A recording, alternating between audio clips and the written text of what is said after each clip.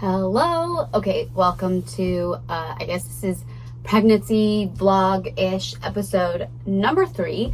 I want to start off on a positive note because the last videos were so rough. I just want to tell you guys that I'm feeling great. I'm doing really well. I'm just filling you guys in on everything that happened earlier in my pregnancy, but as of right now, because I got a lot of messages of concern and like texts even from some family members, but I'm okay. I'm totally okay. It's just I went through a really rough first trimester, but to go back to everything that I was going through, I want to continue to kind of tell the story, and eventually we'll get to where we're at in our pregnancy now. But so just know I'm good and I'm okay. So let's go back. I have to make notes because my mom brain just kicks in at the end of the night and I can't remember what I'm going to talk about. Okay, I talked about how I'm feeling now. What happened after my tear? Okay, so here's the thing. Obviously I found out I had this tear.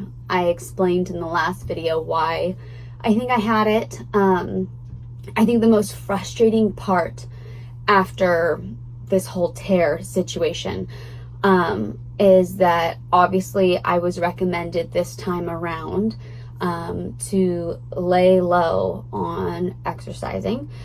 I'm a very active person. I love moving around. I love exercise. My body thrives off of that. And when I stop moving, I definitely feel my health take a toll when I'm not moving. So I was told to take it easy and that I could walk. So that's what I did. I just kind of started walking, and at least I wasn't on bed rest. So I was thankful for that. But I was really eager for this tear to heal. But at the same time, I was still going through the worst morning sickness I had ever gone through. So I literally had this tear that I'm trying to heal. I can only walk. There's really nothing else I can do to heal this tear.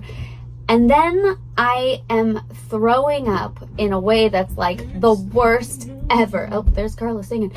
Like the worst ever. I mean, to where there would be nothing left, but I was still like dry heaving over a toilet. Now, here's the thing about that.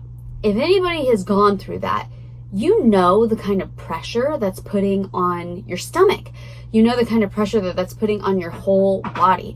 So I felt like for the following weeks after I got all this info, it didn't matter if I was laying low or taking it easy. What I was going through with my morning sickness was so rough on my body, and I really do feel like it slowed down my healing process of this tear, because I would just be hovered over the toilet or the sink if I couldn't make the toilet, and I could feel my stomach just like it honestly felt like it was like ripping itself apart. It's like not to be gnarly, but I just got to keep it real. It was really miserable, and I was really frustrated because I just wanted to heal. Like I wanted to know for sure that like my baby's gonna be safe. I want to know that I'm gonna be safe.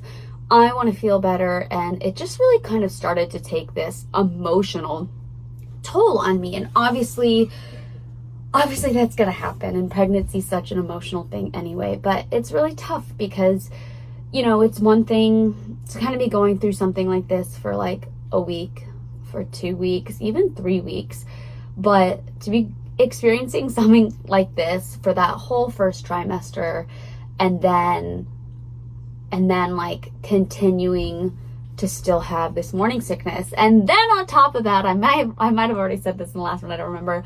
I got so sick, like whatever cold, weird thing that was going around where everybody was sick for like a month straight and they couldn't kick it. I also had that. So it was just one thing after another, and I really felt like I couldn't catch a break. And that was just frustrating. I would find myself often just kind of like coming in here, which is like my safe spot. It's like my awesome little prayer room, but I would just sit here and I would just cry, and I would just be like, God, what is going on, because it wasn't just taking a toll on me, it was really taking a toll on everyone. And for any married woman out there, I know you know how it is. It takes a toll on your marriage. It was such an emotional time for the both of us. My husband was over it. He was feeling so neglected. I was feeling neglected because obviously there were things that I couldn't help that I was going through, but he had to deal with it day in and day out. So there was just fighting. It was frustrating. And again, like, thank God we got out of that season.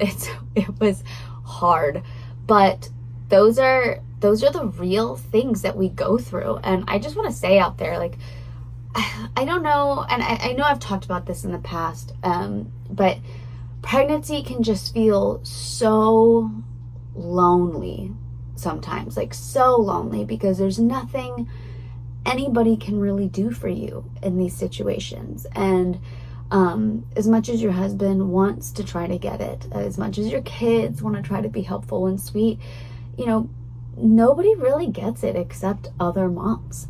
And that's where community is so important. That's also where my faith has just really come into play, especially in this season. And you know, again, like, in the moment, obviously it sucks, and the same thing with, like, you know, with the bleeding and everything that happened, but being grateful for those trials, because you learn so much through them, you're stretched so much through them. It's easy to kind of get bitter about it, but truly, you know, somebody said this a long time ago. I think it was my pastor at a church on Maui. He's like, I don't want to be bitter, I want to be better. And I'm butchering it, I'm sure, but I just loved that so much, because I could either sit there and be bitter about my situation and be upset and frustrated and be like, why, God, why am I going through this? Or I can just be like, you know what, God, like, you're going to stretch me through this, and I'm going to grow through this. And like, our marriage is going to come out on top through this. My relationship with my kids is going to come out stronger because they're going to see me be strong through this. I'm going to feel like this force that is unstoppable once I get through this. And you know, there was just a lot that I learned through this, I would say, trial through this season. And it was, yeah, I learned a lot, but definitely came at like a rough price at the time. But we were able to get through it, and that was awesome. But yeah, for you moms out there who are going through this, it's emotional, it's draining, and if I could recommend anything, it would obviously just, like, girls, get down in prayer. Like, for real, get down in prayer. Because God will give you that peace when you ask for it. And also, like, reach out to your community. Don't be afraid to reach out to your friends. Don't be afraid to be vulnerable with them and be straight up, because I can guarantee you, if any of your mom friends hear you on the other side of the phone, they are totally going to relate to what you're going through, whether it was 10 years ago, 20 years ago, or a couple months ago that they had their baby. They're going to be able to relate, because there's just something special about moms that just kind of bring us together, and we need that community so badly, so badly. This video is very long, so I'm going to end it here. There was so much more that I wanted to talk about, but I feel like I'll end it here. Eventually that cycle did end, and I was able to kill the nausea. The nausea went away, and that made, I think, the world of a difference in my healing. I'll fill you guys in on everything else in the next video. Hope that wasn't too Debbie Downer. Just want to let you guys know what our journey has been so far. Bye. Oh, hold on. Are we doing a sign off? I don't want to do chopped liver because this isn't like the normal vlog. So I'm just going to say, love you guys. God bless.